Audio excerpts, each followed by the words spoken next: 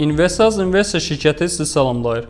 Çərşənbə günü Amerikanın ilkin mənzil bazarlarına satış dövriyyəsinin azalması gözlənildiyi təqdirdə 3,1% artması dünya birjalarında dollar məzənnələrinə dəstək olub. Belə ki, avronun dollara nisbətən qiyməti Avropa sessiyasında 1,0946 sentə kimi bahalaşdıqdan sonra yenidən Amerika sessiyasında 1,09 sentə kimi ucuzlaşıb. Beləliklə, məzənnə üzrə eniş trendi 1,0830 sentə kimi də davam edə bilər.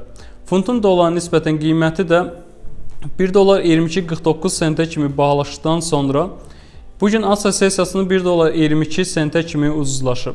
Burada isə məzənnə 1,2190 sentin üzərində möhkəmlənməkdə davam edərsə, yenidən 1,2280 sentə kimi bahalaşa biləcəyi proqnozlaşdırılır.